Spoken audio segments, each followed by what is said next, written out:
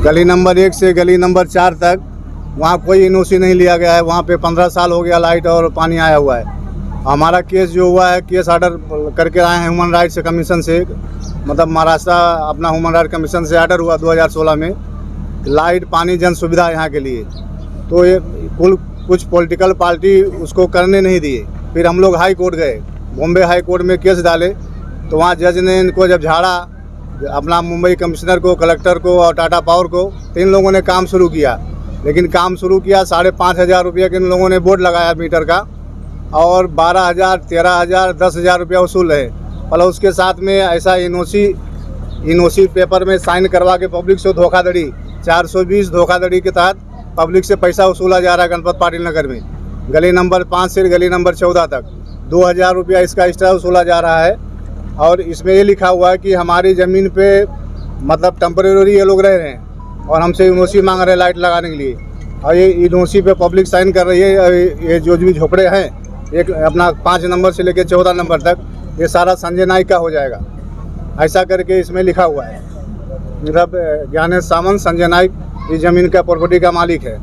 और कोर्ट में ये दोनों आते नहीं हैं। जब भी अपना तारीख पड़ा है, इनका वकील आता है, बोलता है हमारा पेपर गुम हो गया है। और कोर्ट में कोई पेपर उन्होंने दिखाया नहीं, खाली एफिडेविट दिया है। ये देखिए एफिडेविट है,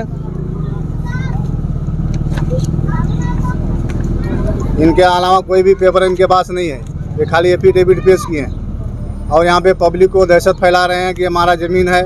इनके 4 से 5 गुंडे हैं जो घूमते रहते हैं सुबह से शाम तक, यहाँ तक कि रात में भी घूमते हैं, लोगों से पैसे मांगते हैं। मतलब कोई अगर रूम रिपेयरिंग करता है तो उससे भी पैसे मांगते हैं, 5,000 लाओ, 10,000 लाओ। मतलब उनका नाम एक विजय लक्ष्मण पाटिल है और एक प्रशांत पाटिल है और एक दाऊद बाबू शेख करके है, एक साहिल लाइट वाला है। ऐसे करके 5-6 छोकरे हैं जो पब्लिक से पैसा वसूली करते हैं। जगह किसकी है, कौन है इसका मालिक और एनओसी के लिए पैसे लेते हैं? अभी तक इसके मालिक का पता नहीं है। मेन मालिक है ज्ञानेश सावंत, लेकिन उसका पता नहीं इंडिया में है कि बाहर गाँव में। तो यहाँ के कुछ पॉलिटिकल पार्टी जो है, ये संजय नाइक को ज़मीन का पावर ऑफ अटर्नी होल्डर बना करके इसको खड़ा करके पैसा वसूला जा रहा है। और जितने भी अपना ये कॉन्ट्रैक्टर हैं लाइट वाले, ये सब पब्लिक से पैसा वसूल करके संजय नाइक को देते हैं। क्या ये लाइट चोरी जब चलती थी, लाइट चोरी के लिए कितना लिया जाता था लोगों से चार्जेस? वो लिया जाता था 800, 700। क्या एक लाइट है, एक पंखे का किस तरह से लेते थे? 700-800 रुपया लिया जाता था। किस तरह से? एक घर के हिसाब से लेते थे। घर के हिसाब से। घर के हिसाब से। आप लोगों ने जो ह्यूमन राइट्स की तरफ से केस किया, उसका क्या रिजल्ट आया और आगे क्या कार्रवाई रहेगी? आगे रिजल्ट आया कि हाई कोर्ट के जज ने कहा, पहले इन लोगों ने इनकार किया, बोला कि हमको कलेक्टर और तहसीलदार ने रोका है। कलेक्टर तहसीलदार ने रोका है तो जज ने कहा कलेक्टर कौन होता है रोकने वाला, तहसीलदार कौन होता है, मतलब कोर्ट के ऑर्डर को रोकने वाला। तो बाद में इन लोगों ने कहा कि सर हम चालू करके देते हैं पानी और लाइट। उसमें सारे पब्लिक को गणपत पाटिल नगर में लूटा जा रहा है। कम से कम 3 से 4 करोड़ का घोटाला है पूरे गणपत पाटिल नगर में, गली नंबर 5 से गली नंबर 14 तक।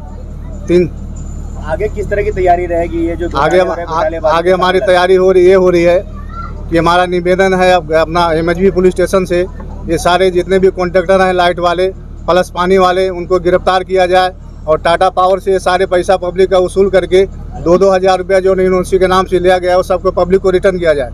मेरा नाम शेख कमाल हुसैन। क्या कहेंगे, आज अपने ह्यूमन राइट्स की तरफ से गली नंबर 14 में मीटिंग आयोजन किया है?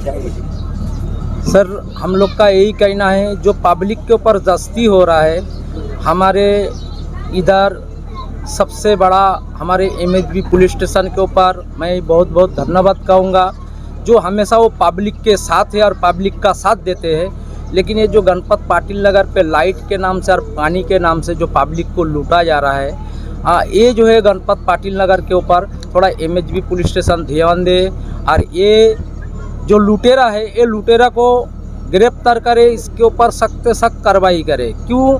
हमारे गणपत पाटिल नगर पे रहने वाले मजदूर लोग हैं, कड़िया का काम करते, कोई बेगारी का काम करते, कोई अपना पत्थर पोतने वाला काम करते, कोई झाड़ू मारते। इस तरह का इंसान हमारे गणपत पाटिल नगर पे रहते हैं और उन लोग को ऐसा धोखाधड़ी करके जो लूटते हैं, ये तो मेरे ख्याल से बहुत बड़ा क्राइम है। और हमारे एमएचबी पुलिस स्टेशन को भी शायद मालूम होगा, नहीं होगा, वो चीज़ हमको पता नहीं है। लेकिन हमारा एमएचबी पुलिस स्टेशन से ज़्यादा हमारा ये आशा है जो उन्होंने इस चीज़ के ऊपर ध्यान देवे और इन लोग को कार्रवाई इन लोग के ऊपर कार्रवाई करे, इन लोग को गिरफ्तार करे, इतना ही हमारा कहना है। मेरा नाम रहमत अली शेख है। मैं गणपत पाटिल नगर में रहता हूँ। हम लोग राष्ट्रीय मानवाधिकार के कार्यकर्ता हैं और तकरीबन 10-12 सालों से हम लोग इस गणपत पाटिल नगर झोपड़ा वासियों के लिए काफ़ी निरंतर कोशिश कर रहे हैं और पीएमसी और ये लोग बहाना करते रहे कि एनडीजी जोन है, इस इलाके में हम पानी की धाटी नहीं दे सकते, लाइट नहीं दे सकते।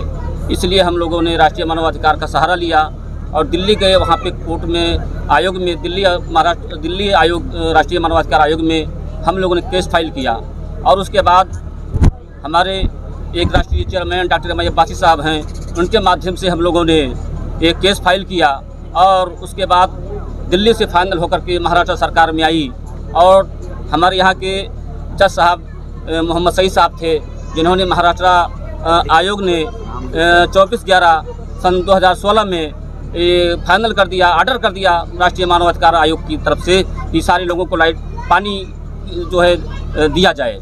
लेकिन पानी का जब हम लोगों को समय आया कि पानी मिलना चाहिए तो बीएमसी ने और तमाम लोगों ने, यहाँ के जो हाइड्रोलिक इंजीनियर थे, उन्होंने जेई ने बहाना किया कि कम से कम यहाँ 1195 का पुरावा चाहिए, 2000 का पुरावा चाहिए। बहुत सारी चीज़ों को लेकर बहानाबाजी की गई और उसके बाद में जब हम लोग कोर्ट गए तो फॉरेस्ट विभाग वाले और तमाम लोगों ने यहाँ के लाल पीला पट्टा लगा दिया झोपड़े वासियों के लिए कि ये सब अवैध है, इनको तोड़कर ख़त्म कर दिया जाएगा।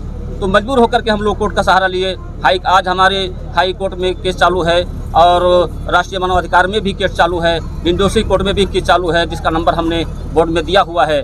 हम लोग चाहते हैं कि पूरे गणपत पाटिल नगर के एक एक घरों को पानी दिया जाए, एक एक घरों को लाइट दिया जाए, लेकिन लाइट के नाम पर जो आज गड़बड़ियाँ की जा रही हैं वो बिल्कुल गलत है। 1 नंबर से 4 नंबर तक के लाइट जो दी गई है विदाउट जो है एनओसी के दिया गया है। आज हम लोगों से एनओसी क्यों मांगा जा रहा है? 6 महीने से हम लोगों ने, जो लोग यहाँ के मालिक बनते थे, जिसका हमने पेपर में नाम दिया है, पेपर में आपको मिलेगा वो नाम, वो लोग अभी तक कोर्ट में हाजिर नहीं हुए हैं। और हम लोग चाहते हैं कि गली नंबर 5 से लेकर के 14 तक एक एक घरों में लाइट मिले और एक एक घरों को पानी दिया जाए और जो भी जन सुविधाएँ हैं, जन समस्याएं हमारे लिए, वो हम लोग उसके लिए निरंतर कोर्ट का सहारा लेकर के कोशिश में हैं कि हम लोग एनओसी का विरोध करते हैं।